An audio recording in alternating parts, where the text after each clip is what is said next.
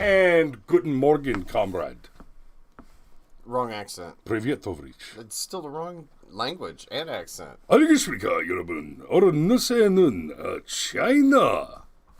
Yeah. That would be 중국 in 한국말로. 미국을 싫어해. Yeah, no, sorry. English. 아이, 씹새끼야. So, good morning. Hey, happy birthday, Ma. Good morning. Yeah, good morning. Happy birthday. Good morning, James. Good morning, Ma. Good morning, Patricia. And to anybody else who has not yet commented, good morning as well. There's Matt Parks. Good morning. Good morning. Annyeong, Tovrich. Matt Parks, my favorite Ninja Turtles. Good to see you this morning, brother. No shit. You're not that far away. We need to get together and have a beer. So, anywho, this morning we're going to talk about Winnie the Ping and his nuclear tigers. But their tops are not made out of rubber, and their bottoms are not made out of spring. No. Their tops are made out of yellow cake uranium, and their bottoms are made out of fuck you. I mean, probably liquid O2 in some form. Yeah, I'm sure there's a chunk of that, little solid fuel even, maybe. And yeah. Georgia Constitution Media. Oh, awesome. Morning. Hey, GCM, give me a call after this show, and let's see if we can't do a little something maybe next week. I haven't actually seen any of your audits in a week or so, but let's there was that other thing we talked about on the press activity side that we need to get together on. So let's talk about the show this morning. Let's do some China. Yeah, everything was better under Trump. I saw you post that. Everything was better. Like everything, but at least Joe Biden's tweets aren't mean. Yeah, see, that's the thing though. Joe Biden's supporters are way nastier than Trump ever. And when I say Joe Biden's supporters, make no mistake, I'm not just talking about your average random voter. The people in the Democrat Party are nasty people, right? Trump had mean tweets. Oh. Trump had funny tweets. Some of them were mean, but Trump had funny Biden's tweets. cabinet members tweet about celebrating their abortions. Like it's not a tragic decision that they came to under the most horrific necessities. These people hope to get pregnant so they can kill their babies. Looking at you, Amy Schumer. Yeah. But not for any longer than I have to, because Jesus Christ, girl. Yeah. That's that's a whole nother rabbit hole, and yeah. And just as a quick aside, our buddies over at Polytech were talking about something, and they went down their own rabbit hole about comedians. Like, dude, are there any? And this is specific, okay? Are there any? No. Are there any female comedians who are attractive and funny? No. I mean, it's weird, but there have been in the past, but I can't think of any today. Because when you think of the greatest comics of all time, you think about like Richard Pryor, yep, and George Carlin, and but nobody's like, oh yeah, with the exception of maybe Joan Rivers, like nobody can just pull a female comedian out of their ass the way anybody could just pull a male comedian out of their ass. And that's largely because of the whole woke thing. Well, this should have just been the topic for this morning. I wish I'd have thought of that. But so but it was just a throwaway line for me. I'm sorry. I was just trying to reference our buddies over at Polytech. But basically, what you got going on there is the female comedians. The female comedians that you can think of that are current and active, if you can think of any, I mean, they're basically Amy Schumer and Kathy Griffin, and I mean they're actively working to prevent women from getting into the profession and becoming competitive, especially if those women don't happen to have the right think. What if they used to be funny, like Sarah Silverman? I guess she kind of. Can you even say she's a comedian? Like she's not even doing.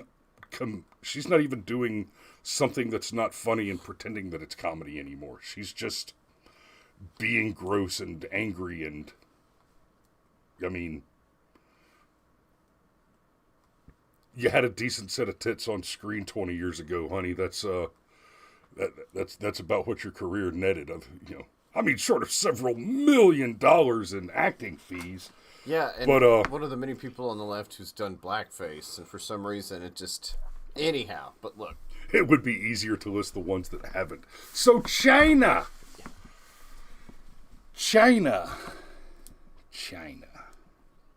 We can look at China. We're going to talk about China this morning. And when we talk about China in the context of global politics, what we are looking at is basically the rectal thermometer of the American political establishment. And right now, baby, it's hot. It's hot. well, not just American politics. I mean, China's a big enough player, both economically and in a military sense, to where whatever China does, the entire rest of the world pays attention to and takes note of. I mean, because for years now, they've been doing things like, oh yeah, this whole patch of ocean, yeah, that's ours now. Get the fuck out of it. Like, it's... Except they don't do that when Donald Trump is president. That's correct. They did not. And that's what I mean by, that's what I mean about China being the rectal thermometer of American politics is when you look at China, if China is aggressive, then you voted wrong. I mean, America generally, I know most of the people in the thread here. I've got a pretty good inkling that y'all voted correctly. That you did not vote for Blandon. But China is Blandon. And I just want to point out something real quick that Pitt Danny says, "Let's Go Brandon" is the most civil protest ever. I would agree. It's fantastic. You don't even have to say the bad word anymore, right? Just saying right. "Let's go, Brandon" says so many things peacefully. And this is a bit of a rabbit hole, but I saw somebody on Twitter the other day remark that, all you maggots are cowards. You can't even say F Joe Biden. You have to say "Let's go, Brandon." I'm like, wow, you've really missed the boat, haven't you? Oh, son, we started saying F Joe Biden, right? We had thousands of people chanting "Let's go or F Joe Biden" at college football at major sporting, not just college football, but every major sporting event. I'm referencing college football. It started in some college football events, but it has spread and it's happening freaking everywhere. And then you fast forward a little bit to the "Let's Go Brandon" thing, and we are now saying a hell of a lot more than F Joe Biden with the "Let's Go Brandon" chant. When you chant "Let's Go Brandon," you are not only expressing your displeasure at the current state of the administration, but you are also issuing a criticism of fake news media. Because what happened is, at a NASCAR event, a boy named Brandon won and was being interviewed by a journalist. God, I almost vomited trying to say that. Was being interviewed by a journalist while the crowd screamed, "Fuck Joe Biden! Fuck Joe Biden! Da, da, da, da, da." And she said, the NBC journo tried to cover that by saying, "Oh, look, they're all cheering for you. They're saying, 'Let's go, Brandon.'" And it was so clear what they were saying that the network had to censor the crowd by beeping out the F word as they were chanting it. And she still said, "They're saying, 'Let's go, Brandon.'" Now, I'll be somewhat fair to her. She probably felt like she needed to do something because she was doing a live segment on live television where the F word is verboten, and probably wanted to keep her segment live and thought that maybe that little bit of a backpedal would do the trick. But that's the thing. lefties, you can't meme. You can't stack that much intellect into a 3-word sentence. It's beyond your intellectual capacity. I know this to be the case because I've been to college where I've met you. And there was a difference between us when we were there together. You found the material challenging. Not only that, but as far as the left not being able to meme, it's like all you have to do is like scroll your own, whatever social media you use, just scroll it and look at the memes from your lefty friends, and how many times you just look at them and go, God, that's not even funny. Not only is that wrong, but it's not even humorous. Like, and they're always convinced it's the most brilliant thing ever. Okay. Well, you're not wrong, but you ain't right. So, may I read a little bit of the article, please, sir? Do. Oh, yeah. How about it? You use your wheel. Thank you. That's right. My wheel.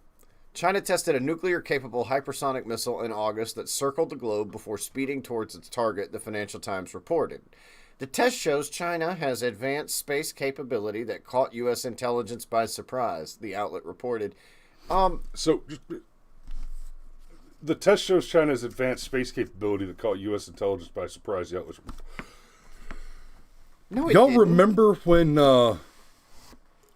remember when everybody was making fun of Donald Trump for the idea of a space force?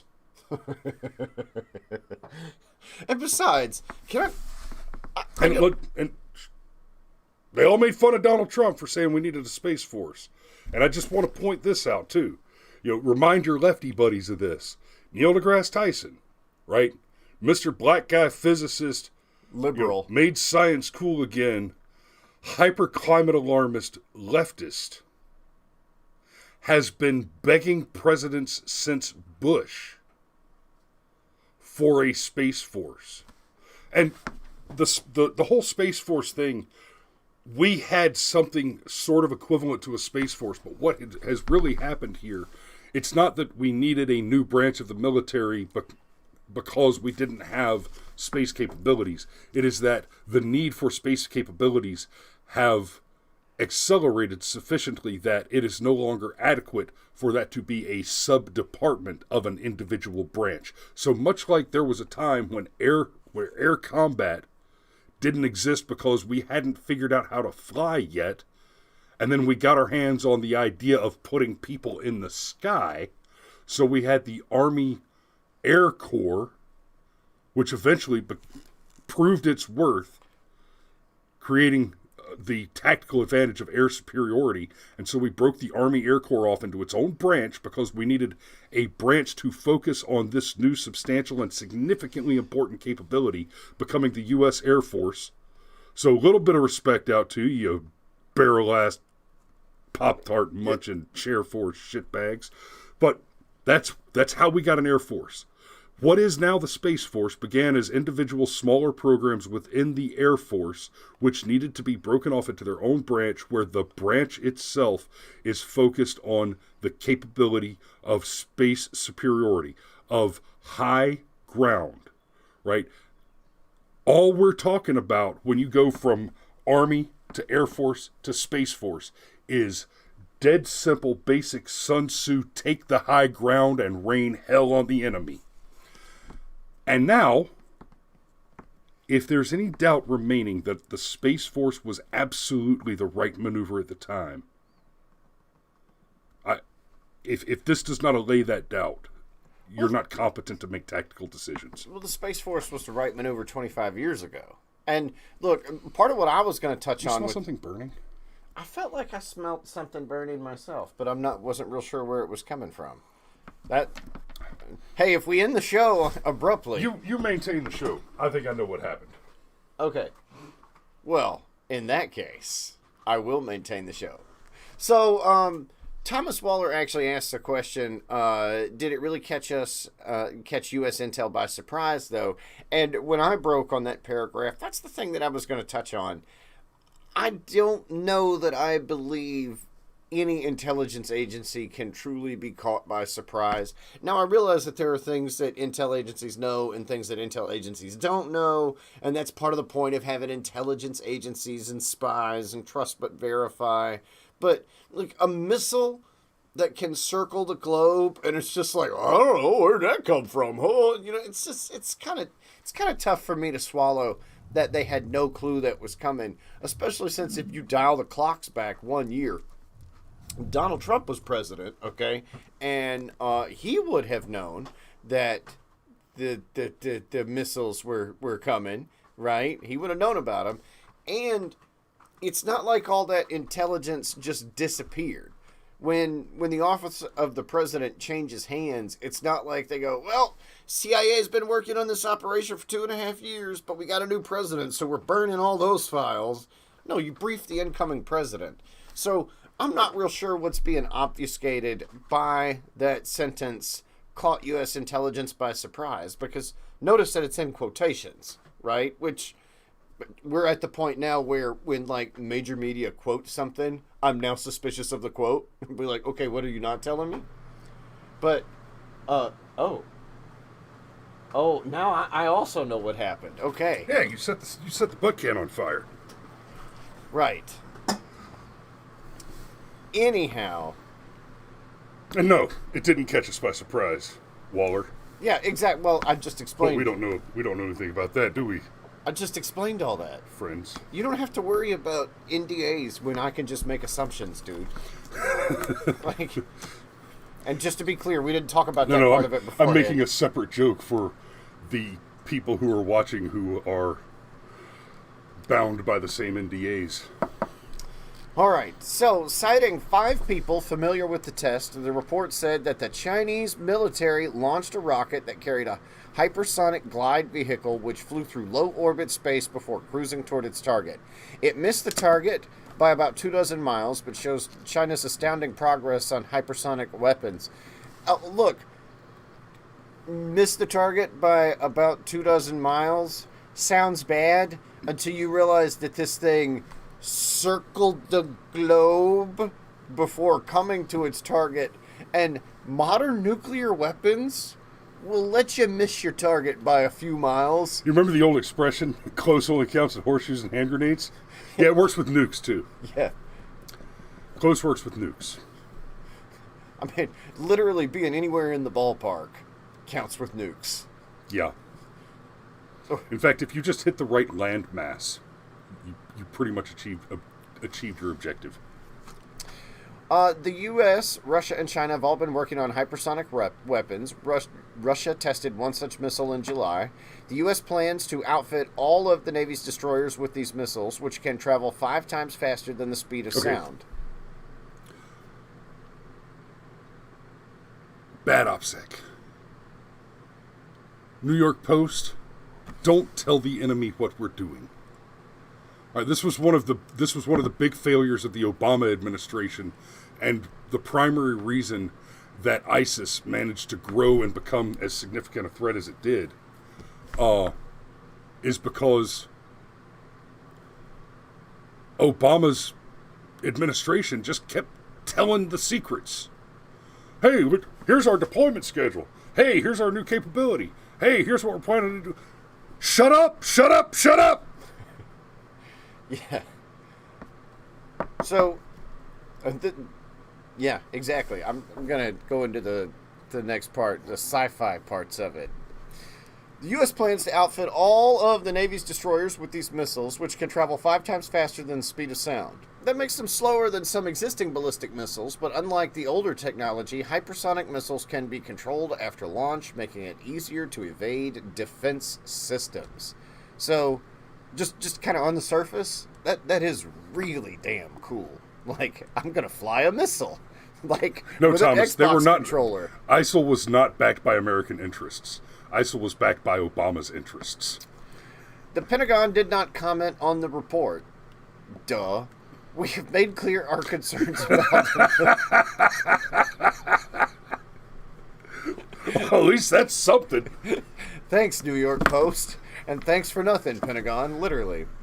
We have made clear our concerns about the military capabilities China continues to pursue, capabilities that only increase tensions in the region and beyond, Defense Department spokesman John Kirby told the Financial Times. That is the one reason why we hold China as our number one pacing challenge. That's an They spelled arms race wrong, Chris. Like...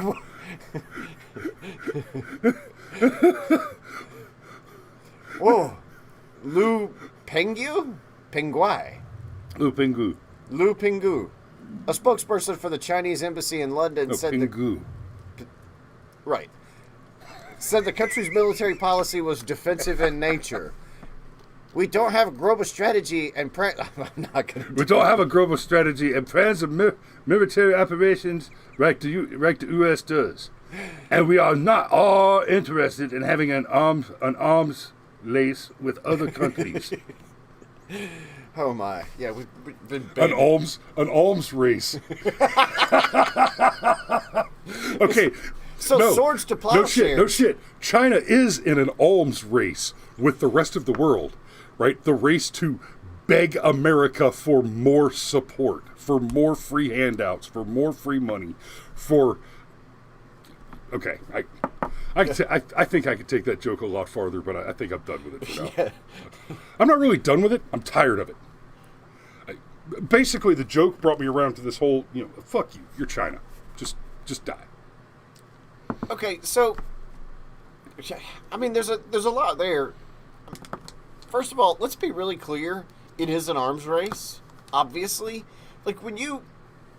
And I'm not even saying there's anything necessarily wrong with this on the surface level, but when you test a weapon like this, you want the entire world to see you testing the weapon. Correct. Right? It's like if you spend 6 months doing like 500 push-ups a day, and then you just kind of casually wear a tank top, right? You're not necessarily advertising the fact that you're... Oh my God. Thomas Waller. Thanks, Tom. I almost snoozed coffee into my microphone. You're not necessarily advertising. Well, you are advertising, but you're not necessarily trying to put it in everybody's face that you're in great shape. But you sure are giving them the opportunity to notice that you're in great shape. Bullshit, you're looking for phone numbers. Well, yeah. But, brother, I've been running on Cannery Row in Ranger panties. You're looking for phone numbers. Yeah, but that's not the point that I'm making here. Okay, fine. Now I have to think up a completely different analogy right here on the spot. There's only like 3 minutes of show left, and no, I'm not going to do it. Okay. In and of itself, okay, and this is there's a lot to get into here, okay, but not anymore. There's not. You're right. It may as well already be Friday.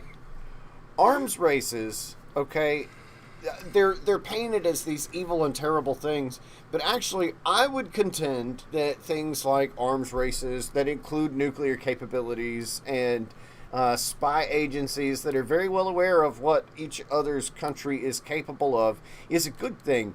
It actually stops war. It saves millions of lives because every single time somebody makes a calculation, for example, what would happen if China and Russia mixed it up, there's the millions and millions and millions and millions. And we've got a proxy war that we can compare a Chinese conflict to that happened just a few decades ago in the Korean War. Mm-hmm. We weren't really fighting in a Korean Civil War. We were actually fighting the Chinese, and it just happened to be staged in Korea, okay? And you can think of North Korea and South Korea as U.S. and Chinese sock puppets. Yeah. Basically. Still. Oh, yeah. So that war ain't over. Yeah, that's right. It's armistice. Armistice. Yeah. Armistice. Yeah, look up the word. Try saying that 3 times with a bottle of soju. Anyhow, so this whole thing about, it's not an arms race, China is the number one pacing challenge and all that. That's pacing challenge. Use your words, General. Use your words. And look, if China is setting the pace, no. That's one thing that made Donald Trump great, is he looked at the situation like, what would Jesus do? Well, sometimes flipping over tables is an option. That's what Trump did. And Trump was whipping like, bitches. Trump was like, this is bullshit. Yep. We need a new deal. Well, what did he say? I bring not peace but a sword? Yeah, there are so many things that the left takes out of context about Jesus. It is absolutely maddening. Like, he wasn't a socialist, guys. Jesus did everything voluntarily. Okay? Right? He said, render unto Caesar, not I am Caesar. That's not just a difference. It is the important difference. It's like the difference. Okay? All right, well, it is it is 0800. It is 0800. So, long story short, China decided that they would whip their rear nuts out because there's a demented-in-chief. I mean, a commander-in-chief named Blandon. Let's go, Brandon. All right, y'all be safe out there. We'll see you for Firearms Friday tomorrow morning. Tomorrow morning? Please. What is today? Thursday. Is it? All day. Jesus. Until...